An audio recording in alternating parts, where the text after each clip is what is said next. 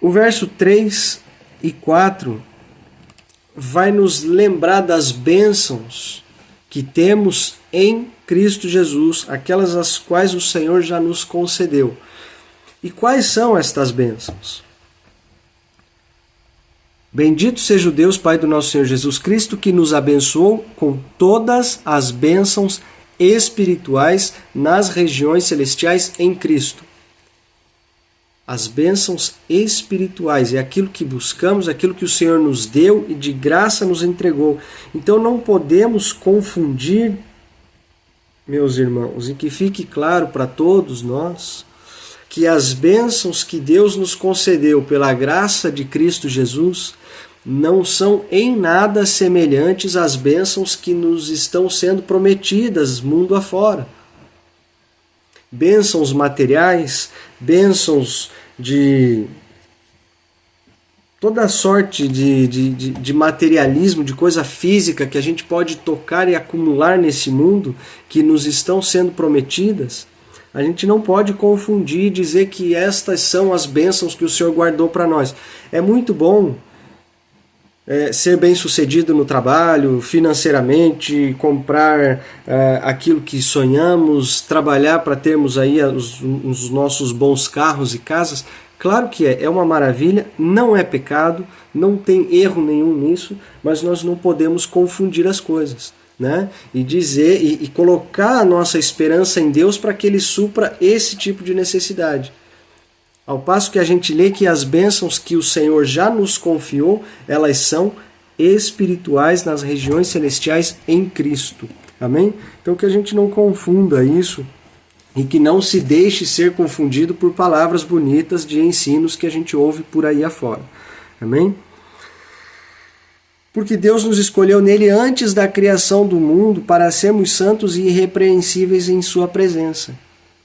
Então, desde que Ele fundou o mundo, como aqui está escrito, nós já fomos escolhidos, o Senhor já tinha um plano para a nossa vida, antes mesmo de sermos concebidos lá no ventre da nossa mãe. E tudo. Então quer dizer que pouco importa aquilo que a gente faça, o Senhor já tem um plano? O plano o Senhor tem, não quer dizer que Ele vai cumprir esse plano se não formos obedientes. Existe uma pequena diferença. Porque tem muita gente que confunde isso e depois vai dizer assim, poxa, então não importa o que eu faço da minha vida, não importa onde eu vou, o caminho que eu vou seguir, o caminho que eu vou trilhar, porque aquilo que Deus tem guardado para mim já está predestinado a mim e o Senhor já tem esse plano para a minha vida. Mas e se andarmos em desobediência? E se a gente esquece da parte daquele que perseverar até o fim será salvo? Quer dizer, eu deixo de andar com Deus, eu não faço as escolhas que Ele tem para mim, eu não ando nos seus caminhos, eu não sou obediente à palavra, e aí eu vou me apoiar naquilo que um verso isoladamente vai dizer, Deus já me escolheu mesmo, então não tem problema aquilo que eu faço ou deixo de fazer. E não é assim. E a gente vai ver isso aqui no restante do texto. Amém?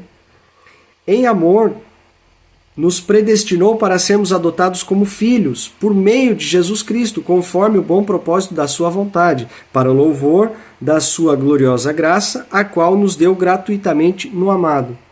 Quer dizer, Ele nos predestinou para sermos adotados como filhos, por meio de Cristo Jesus.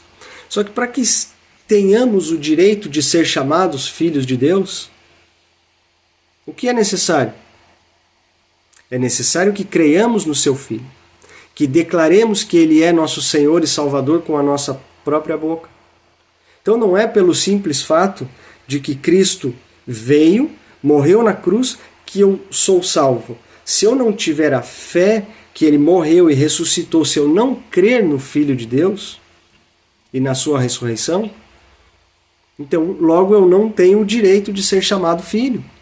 Eu continuo sendo somente uma criatura do Senhor. Mesmo que Ele tenha planos para a minha vida, mas se eu não entrar no plano dEle, Ele não vai cumprir. Não sei se fica claro essa parte para todo mundo, né? Porque a gente vem, talvez, acho que vocês devem conhecer, ou já ouviram muito falar num bom ditado popular e que a gente fala, né? Ah, eu também sou filho de Deus, ai, todos somos filhos de Deus. E a palavra de Deus vai corrigir essa frase, vai corrigir essa afirmação, porque nem todos somos filhos de Deus. Nós somos criaturas de Deus e passamos a ser chamados de filhos a partir do momento que cremos na morte e ressurreição de Jesus, que o aceitamos como Senhor e Salvador. Então, a partir daqui, vale o plano dele para as nossas vidas, porque ali nós somos herdeiros do reino em Cristo Jesus, e o plano do Senhor, a sua vontade, que é boa, perfeita e agradável, ela se cumpre em nós mediante a obediência.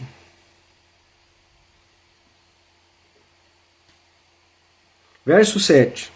Aqui foram só 6 e já teve bastante conteúdo, não quero que fique confuso para a gente aqui, tá? Verso 7. Nele temos a redenção por meio do seu sangue, o perdão dos pecados de acordo com as riquezas da graça de Deus, o qual ele derramou sobre nós com toda a sabedoria e entendimento, e nos revelou o mistério da sua vontade de acordo com o seu bom propósito que ele estabeleceu com Cristo, isto é, de fazer convergir em Cristo todas as coisas celestiais ou terrenas na dispensação da plenitude dos tempos. Nele fomos também escolhidos, tendo sido predestinados conforme o plano daquele que faz todas as coisas segundo o propósito da sua vontade, a fim de que nós, os que primeiro esperamos em Cristo, sejamos para o louvor da sua glória. Quando vocês ouviram e creram na palavra da verdade, o evangelho que os salvou, vocês foram selados em Cristo com o Espírito Santo da promessa, que é a garantia da nossa herança até a redenção daqueles que pertencem a Deus, para o louvor da sua glória. Amém? Então, a partir da morte de Cristo, a partir do seu sangue que nos lavou, que nos redimiu dos pecados, que nos comprou, então a partir daqui nós temos a certeza da nossa salvação. Porém, fomos selados com Cristo aqui a partir deste evangelho, destas palavras, porém precisamos manter-nos firmes e fiéis e obedientes até o fim. Não podemos esquecer que a palavra é feita de um todo, é todo um contexto, e não podemos pegar um verso isolado, aquilo que eu sempre defendo aqui, né, conhecer o texto dentro do contexto, porque se a gente lê somente esse trecho de Efésios e esse verso 13, aonde a gente acabou de ler aqui, a gente pode até ter a tendência de acreditar o quê? Bom, eu fiz uma oração, eu aceitei a Jesus, agora eu estou selado com a verdade e o sangue de Cristo, então quer dizer que para mim está tudo resolvido. Eu já estou salvo e não tenho risco nenhum mais de perder essa salvação. Será? Esse é o perigo de a gente usar um verso somente para justificar várias coisas, né? O que não é bem por este caminho. Porque aqui, se a gente lê isso, a gente facilmente pode interpretar dessa forma e vai abrir aí precedentes para muitas desculpas. Ou ceder, quem sabe, aos prazeres da carne. E não viver somente pelo Espírito, né? Então, não é porque fomos comprados, lavados pelo sangue de Cristo na cruz, que não precisamos mais viver em obediência. Sim, porque cartas atrás, aqui, capítulos atrás, a gente leu que Paulo ainda ensinava que aquele que é nascido do Espírito, que viva pelo Espírito. Então, se vive dessa forma, pratica as obras do Espírito, pratica os frutos do Espírito também, e não vai ceder aos prazeres e os desejos da carne. Porque se não perseverarmos nessa obediência, nessa vida em espírito, vamos ceder aos prazeres da carne, fazendo a vontade da carne, já não vivemos no espírito, e seremos então desobedientes e podemos sim estar um pouco distante daquilo que é o plano de Deus para nós. Amém? Verso 15. Por esta razão, desde que ouvi falar da fé que vocês têm no Senhor Jesus e do amor que demonstram para com todos os santos, eu não deixo de dar graças por vocês, mencionando-os em minhas orações. Peço que o Deus do nosso Senhor Jesus Cristo, o glorioso Pai, lhes dê espírito de sabedoria e de revelação no pleno conhecimento dele. Olha que interessante esse verso 17 aqui, o que Paulo pede pela igreja de Éfeso, conhecendo a maturidade que eles tinham, a vida que eles tinham, de fé e servidão uns aos outros. Então, quer dizer, eles já tinham um tempo de caminhada, não era ninguém que tinha se convertido assim de um dia para o outro, e a partir daí, vendo essa fé, vendo esta conduta da igreja, Paulo ora por eles, pedindo o quê? O espírito de sabedoria e de revelação sobre eles. Oro também, no verso 18 aqui, para que os olhos do coração de vocês sejam iluminados, a fim de que vocês conheçam a esperança para a qual ele os chamou, as riquezas da gloriosa herança dele nos santos e a incomparável grandeza do seu poder para conosco, os que cremos, conforme a atuação da sua poderosa força. Então, todas estas coisas Paulo pede a respeito da igreja de Éfeso, tendo a plena consciência de que eles já eram pessoas, já eram um povo que tinham um tempo de caminhada, uma certa maturidade. Nem todas as coisas, nem todos os mistérios e revelações do Senhor serão compreendidos por aqueles que são novos na fé. Existe uma caminhada para isso, existe um tempo para todas as coisas. O Senhor é capaz de nos trazer o entendimento, o Senhor é capaz de nos dar revelação, conhecimento da sua palavra, sim, de acordo com a sua vontade. Mas nós, por vontade própria, por força própria, não podemos derramar tal responsabilidade ou exigir tais coisas daqueles que talvez não tenham a maturidade na fé, ou tempo de caminhada com o Senhor, ou certa experiência para ouvir determinadas revelações, interpretações e tudo. Existe um tempo, existe um processo para todas as coisas. Assim como uma criança, quando nasce, se desenvolve, ela come certos alimentos até depois poder chegar no mais sólido, assim somos nós em Cristo Jesus. Quando nos convertemos, quando nos batizamos, nascemos de novo, precisamos passar por um tempo de caminhada. E a gente vai ver aqui que Paulo, ele orienta depois alguns líderes da igreja e tudo, dizendo que para tais cargos, para tais posições, para tais lugares ocupados na igreja, é importante que o homem seja instruído, é importante que ele não seja novo na fé, é importante que ele não se dê a determinadas coisas também e tudo. Então, quer dizer, há uma ordem para todas as coisas e há um tempo de amadurecimento também na palavra de Deus, para que possamos ouvir, entender, interpretar e, sobretudo, aplicar. Existe um tempo de maturidade para isso. Amém?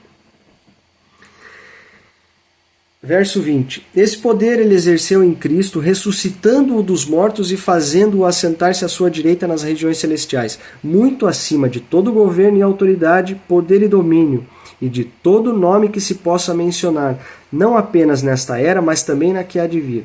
Deus colocou todas as coisas debaixo dos seus pés e designou o cabeça de todas as coisas para a igreja, que é o seu corpo, a plenitude daquele que enche todas as coisas em toda e qualquer circunstância. Então aqui mais uma vez Paulo, dando graças pelo corpo da igreja, mas lembrando que o cabeça dessa igreja é Cristo, lembrando que ele é aquele que criou todas as coisas, que governa sobre todas as coisas e o seu governo não tem fim. Como ele diz aqui no verso 21, acima de todo governo e autoridade, nesta era e naquela que há de vir. Então o Senhor governará sobre todos e todas as coisas, embora entendamos, e a palavra fala que no período em que vivemos o mundo jaz no maligno, mas não porque o Senhor não tem a capacidade de nos salvar ou não pode fazer alguma coisa. Tudo está dentro do seu plano, né? O povo que será salvo, o povo que o rejeitará, o tempo em que Satanás governará sobre a terra. Então, tudo isso está sob o seu controle. Não é que ele não tenha forças, não é que ele não possa fazer. Tudo isso está no seu plano. Mesmo quando somos questionados, né? Poxa, mas se Deus é assim, é poderoso, isso e aquilo. Então, por que cargas entregou o seu filho e ele morreu naquela cruz? E por que ele não fez diferente? Não ouso eu falar algo diferente aqui ou querer dizer para Deus como ele deveria fazer as coisas, mas existe maneira mais forte e clara e genuína de demonstrar o amor a alguém do que você entregar tudo aquilo que te é mais precioso? Nós, maus como somos, mas não temos nem passa pela nossa cabeça entregarmos a nós mesmos ou a um filho pelos outros. Ou seja, por aqueles que mais amamos, a gente não consegue fazer tal sacrifício. Então você imagina Deus entregando o único que ele tinha por um povo, para salvar um povo que ele sabia que ia o rejeitar. Então eu não vejo outra explicação a não ser através disso demonstrar o seu amor por todos. E essa é uma das razões. O restante está explicado no seu livro e deveria ser assim, porque senão nós não teríamos capacidade de fazermos algo parecido ou de nos salvarmos. E foi para isso que nosso Senhor Jesus veio. Amém? Capítulo 2. A nova vida em Cristo.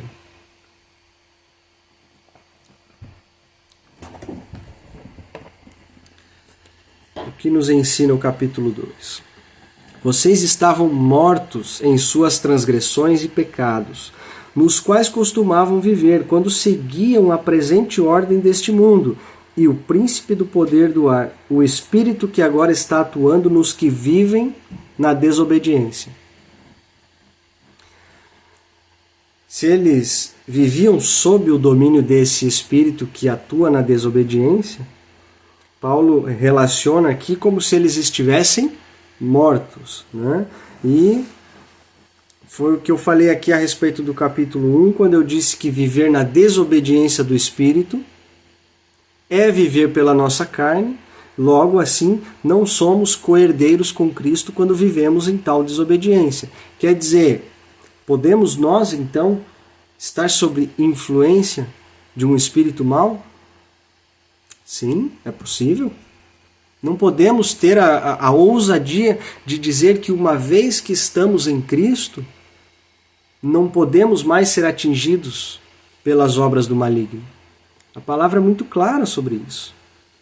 A palavra é muito clara nos dizendo que aquele que está de pé, cuide para que não caia, porque o inimigo, ele é como um leão que vive ao nosso derredor,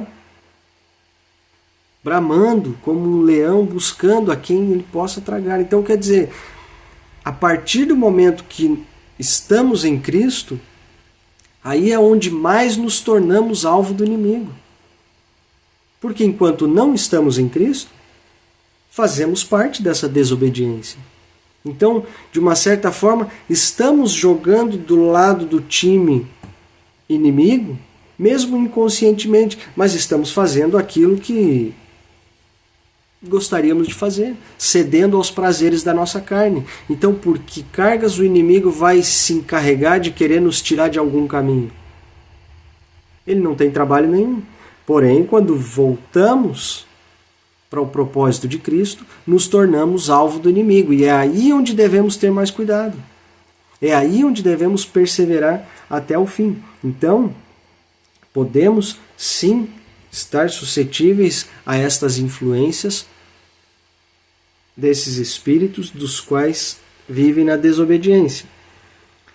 Anteriormente, todos nós também vivíamos entre eles, satisfazendo as vontades da nossa carne, seguindo os seus desejos e pensamentos. Como os outros, éramos por natureza merecedores da ira. Todavia, Deus, que é rico em misericórdia, pelo grande amor com que nos amou, deu-nos vida com Cristo, quando ainda estávamos mortos em transgressões. Pela graça vocês são salvos. Deus nos ressuscitou com Cristo e com Ele nos fez assentar nos lugares celestiais em Cristo Jesus, para mostrar, nas eras que hão de vir, a incomparável riqueza da sua graça, demonstrada em sua bondade para conosco em Cristo Jesus.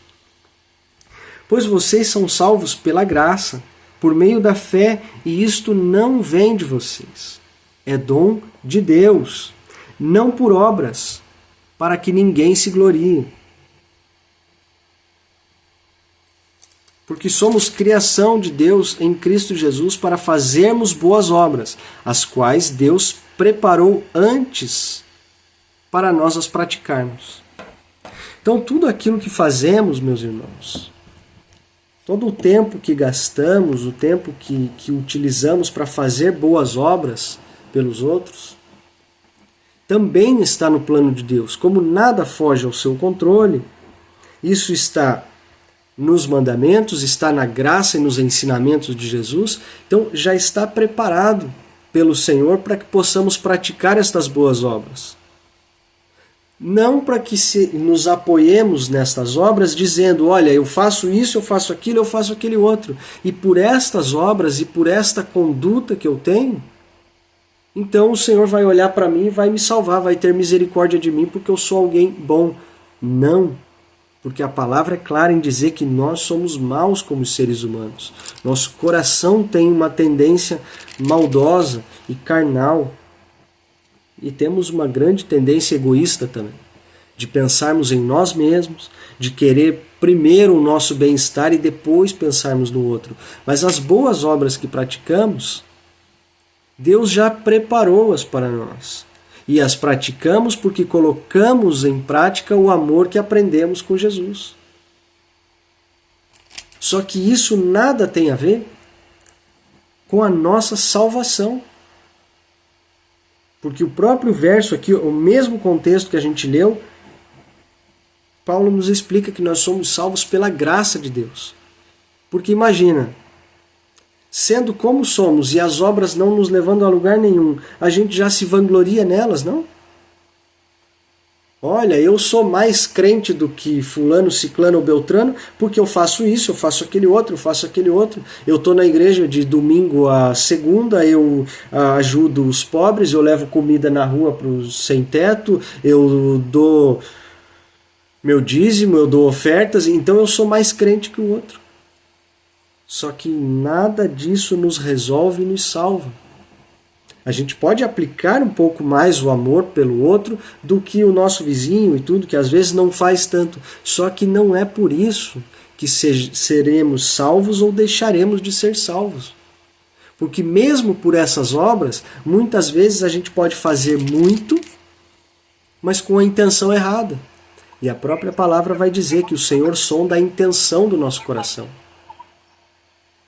Amém? Vamos avançar um pouquinho mais aqui no verso 11.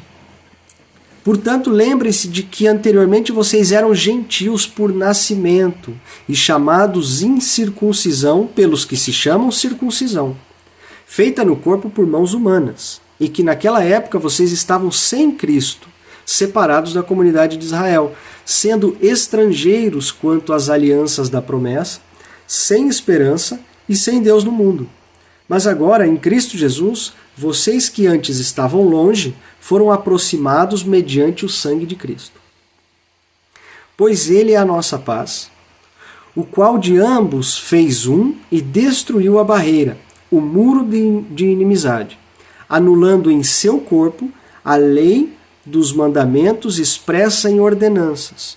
O objetivo dele era criar em si mesmo, dos dois, um novo homem, fazendo a paz, e reconciliar com Deus os dois em um corpo, por meio da cruz, pela qual ele destruiu a inimizade. Ele veio e anunciou a paz a vocês que estavam longe e paz aos que estavam perto. Pois por meio dele, tanto nós como vocês temos acesso ao Pai por um só Espírito. Portanto, vocês já não são estrangeiros nem forasteiros, mas concidadãos dos santos e membros da família de Deus, edificados sobre o fundamento dos apóstolos e dos profetas, tendo Jesus Cristo como pedra angular, no qual todo o edifício é ajustado e cresce para tornar-se um santuário santo no Senhor. Nele vocês também estão sendo edificados juntos para se tornarem morada de Deus por seu Espírito. Então aqui a gente tem um mix aqui de duas eras diferentes, de dois tempos, né? A gente pode ver aqui a nova humanidade em Cristo a partir de Jesus, a partir do Espírito Santo, da sua graça, mas Paulo ele também faz menção aqui àquilo que éramos anteriormente, né? Ou aquilo que era o povo de Deus, ou os gentios, por assim dizer. Temos que lembrar que antes de Jesus não havia o Espírito Santo, então a comunicação Deus e povo, ela era feita através de um sumo sacerdote, era feita através de uma pessoa que falava com o povo, que trazia a palavra de Deus. Se a gente vem um pouquinho antes na história, né, um pouquinho antes, bem antes, se a gente volta lá para Moisés, por exemplo, antes das tábuas da lei, antes dos mandamentos, não existia tal lei, né? Então era alguém que ouvia a Deus, transmitia um ensino ao povo, mas a gente tem que guardar também em nossa mente que haviam aqueles que não faziam parte deste contexto, que não faziam parte do povo de Deus, por assim dizer, né?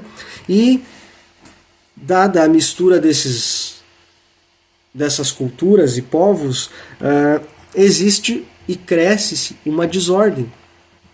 Então, do surgimento das tábuas da lei, porque onde há uma desordem precisa haver um parâmetro para dizer, olha, a partir daqui tem coisa que vai estar certo, tem coisa que vai estar errado. Só que se não houver um parâmetro, a gente não tem como dizer o que está certo ou o que está errado, né? A gente não tem como definir um padrão de conduta, a gente não tem como definir o que deve ser feito ou o que não deve ser feito. Vindo essas tábuas da lei, vindo a lei de Deus sobre o povo, então eles tinham essa direção, só que era isso que levava eles a distinguir quem era o povo de Deus e quem não era. Aqueles que cumpriam a lei eram o povo, aqueles que não cumpriam eram estrangeiros, eram gentios, enfim. Até que se veio Jesus e depois da sua morte e ressurreição vem o Espírito Santo, e aqui já não existe mais essa mediação entre um homem e Deus e para com todo o povo. Aqui diz que Cristo vem unir os dois, vem unir os gentios e os não gentios, né? Vem tornar o povo um só, vem trazer a paz para aqueles que estavam longe, trazer a paz para aqueles que estavam perto. Quer dizer assim, a partir do Espírito Santo, o acesso ao Senhor, ele está livre. Basta que sejamos obedientes, que creiamos no Espírito Santo, porque eu não posso sair da minha casa se eu não acreditar que a minha porta está aberta.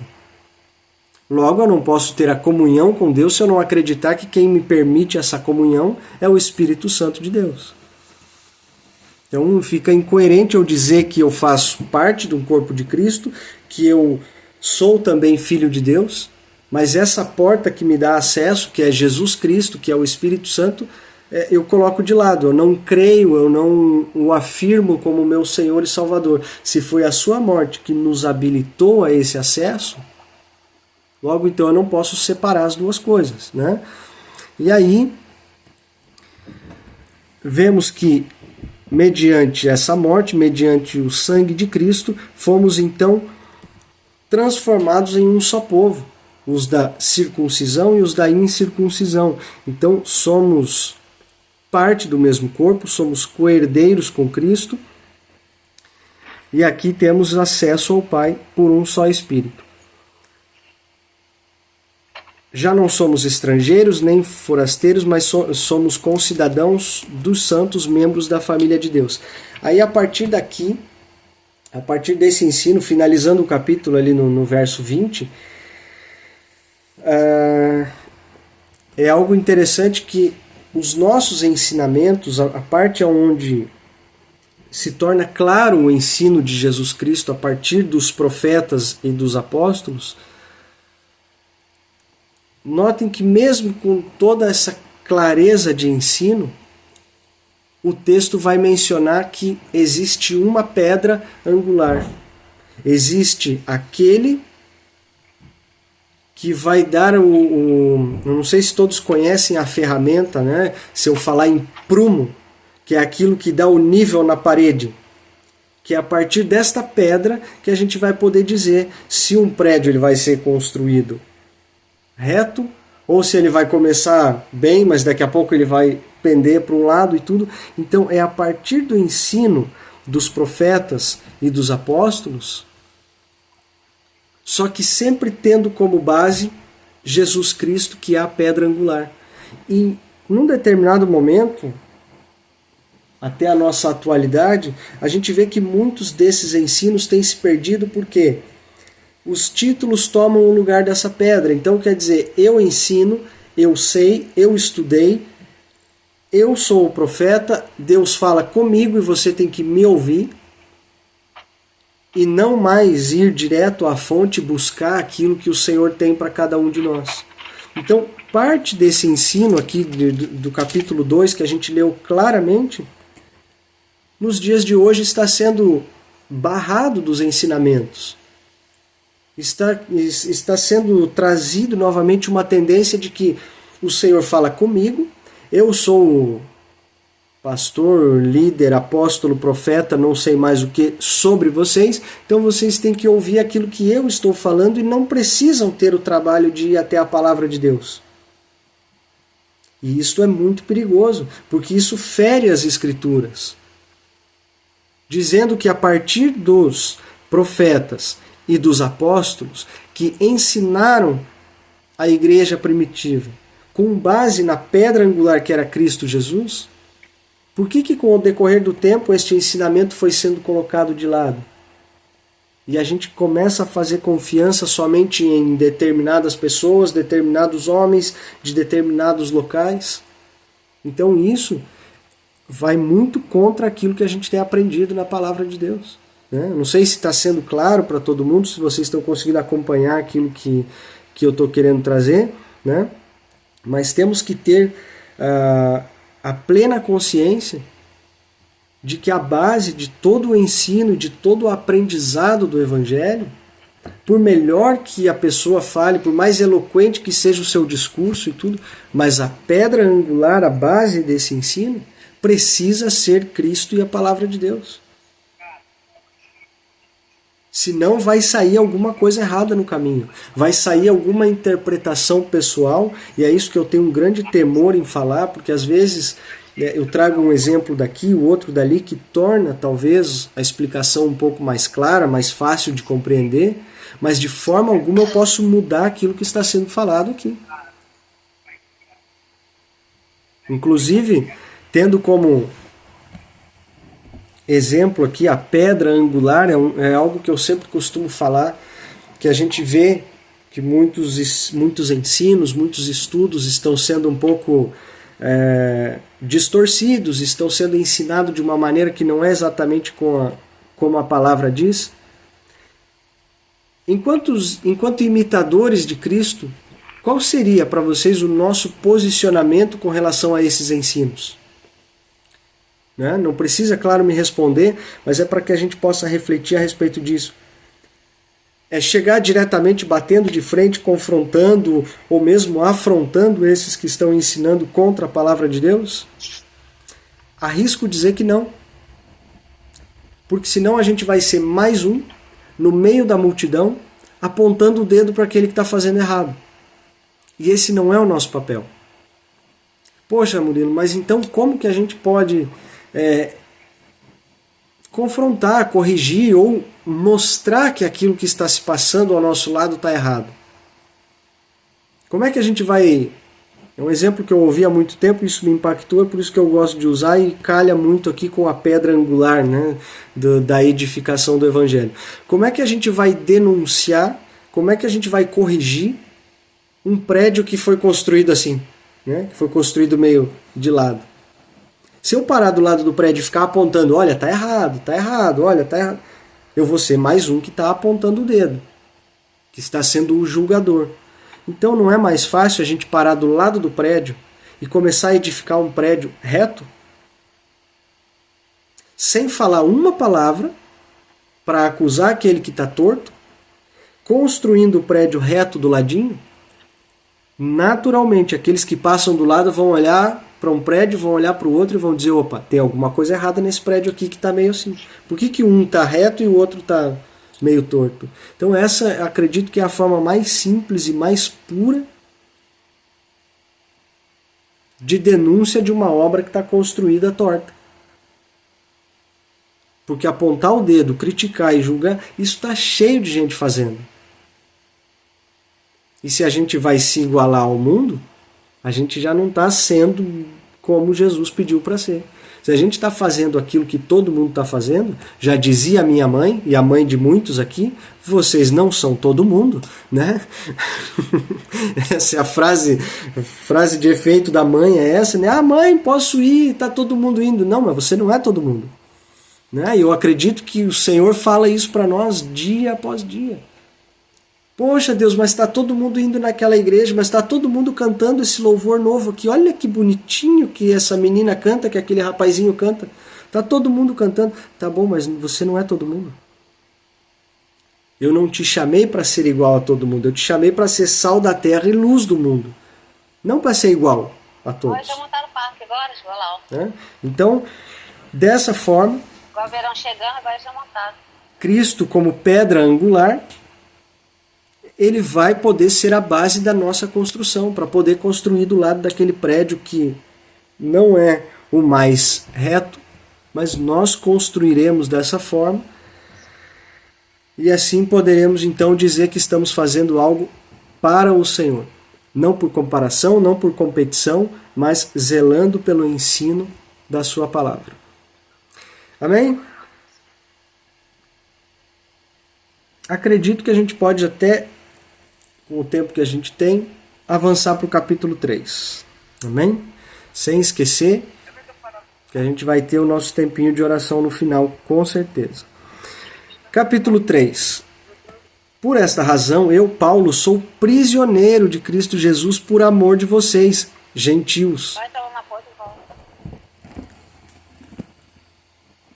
Não, volta. Magda, minha querida irmã, microfoninho, por favor, se você conseguir. Certamente vocês ouviram falar da responsabilidade imposta a mim em favor de vocês pela graça de Deus. Isto é, o mistério que me foi dado a conhecer por revelação, como já lhes escrevi em poucas palavras. Ao lerem isso, vocês poderão entender a minha compreensão do mistério de Cristo. Esse mistério não foi dado a conhecer aos homens de outras gerações, mas agora foi revelado pelo Espírito aos santos apóstolos e profetas de Deus, significando que, mediante o Evangelho, os gentios são co-herdeiros com Israel, membros do mesmo corpo e coparticipantes da promessa de Cristo Jesus. Deste Evangelho me tornei ministro pelo dom da graça de Deus a mim concedida pela operação do seu poder. Então aqui Paulo está reforçando a ideia de que antes do Espírito Santo, antes da revelação do Espírito, este mistério todo de revelação não foi dado a conhecer para todo mundo. Era para aqueles que faziam esse intermédio, para mais precisamente os sumos sacerdotes que tinham este papel na sociedade. Então não eram todos os mistérios, todas as palavras e todos os ensinamentos de Deus ensinados diretamente a todo o povo. E a partir daqui, Paulo, um dos apóstolos, que não foi só ele que constituiu, né, a igreja, não foi só ele que ensinou a respeito, embora escreveu grande parte desses livros, mas não foi confiado só a ele esta missão. Foi confiado a outros também. E aqui, a partir do verso 8, é muito interessante, porque tanta relevância ele teve, tanto ensino ele teve, mas reparem como ele se vê como homem, tendo essa responsabilidade de levar o Evangelho. Embora eu seja o menor dos menores de todos os santos, foi-me concedida esta graça de anunciar aos gentios as insondáveis riquezas de Cristo e esclarecer a todos a administração deste mistério que, durante as épocas passadas, foi mantido oculto em Deus que criou todas as coisas. A intenção dessa graça era que agora, mediante a Igreja, a multiforme sabedoria de Deus se tornasse conhecida dos poderes e das autoridades nas regiões celestiais, de acordo com o seu eterno plano que ele realizou em Cristo Jesus, nosso Senhor, por intermédio de quem temos livre acesso a Deus em confiança, pela fé nele. Portanto, peço-lhes que não desanimem por causa das minhas tribulações em seu favor, pois elas são uma glória para vocês. Um homem de Deus, com tanta responsabilidade, com tanta sabedoria, ensinando, levando o Evangelho, corrigindo, encorajando e ainda assim assumindo as suas fragilidades, assumindo a sua pequenez diante de Deus. Longe de mim, como eu já disse outras vezes, me comparar ou qualquer outra coisa. Mas quem foi Paulo? A relevância que ele teve e quem somos nós hoje e ainda assim usamos de tal prepotência para dizer eu falo, eu sei, eu ensino, eu curo, eu transfiro aquilo que eu tenho. Da onde tiramos essa audácia de não nos reconhecermos o quão pequenos somos diante da grandeza de Cristo? E da tamanha responsabilidade que é de trazer a palavra de Deus àqueles que não conhecem.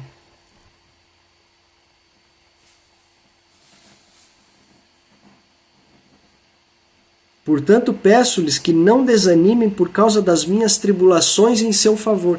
Quer dizer, se eu venho diante de vocês e falo a respeito das minhas tribulações, fraquezas, tristezas ou inconstâncias, quer dizer que eu perco toda a minha credibilidade em Deus porque eu assumo as minhas fraquezas? Não, muito pelo contrário. Eu acredito, e talvez vocês possam não concordar comigo, mas eu acredito que muito mais forte temos que ser para assumir tais fraquezas. Muito mais coragem temos que ter para assumir as nossas falhas.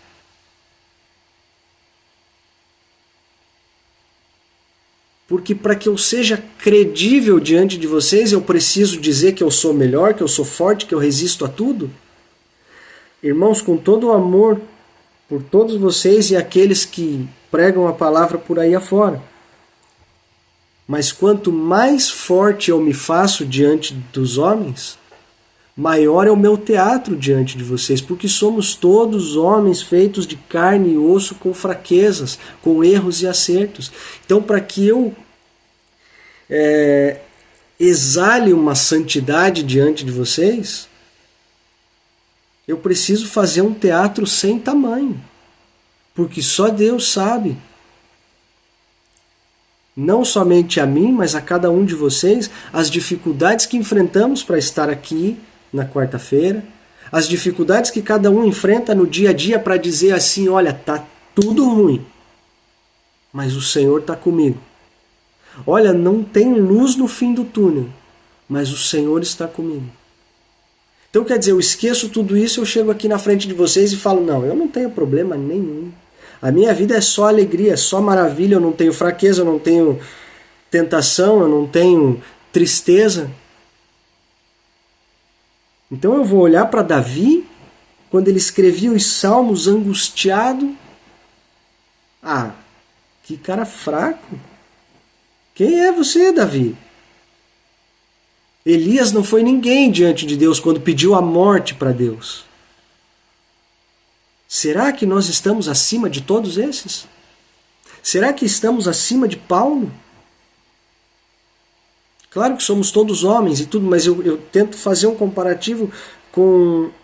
Quando eu digo homens, por favor, meninas, Homens, seres humanos, eu não estou excluindo ninguém, não é essa a diferença, perdão a maneira de falar, mas homens, seres humanos feitos de carne e osso, homens e mulheres, todos temos nossas forças e nossas fraquezas, nossos deslizes e desejos, e eu tento fazer esse comparativo que estes personagens de tal relevância na palavra de Deus tiveram tais fraquezas, então nós temos que fazer também atenção às nossas. Não é só olhar para a tristeza, para a fraqueza, não é isso, mas temos que ter consciência delas. Não podemos nos esquecer disso.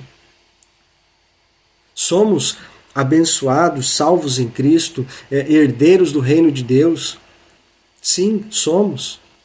Temos que ter a consciência que mesmo se o dia hoje não foi tão bom, o choro, né, vem agora de noite, a gente está triste e angustiado, mas amanhã terá uma alegria, eu tenho certeza disso. Mas não podemos deixar de ser conscientes das nossas fraquezas e acharmos que por boas obras o Senhor vai nos olhar de uma maneira diferente. Amém?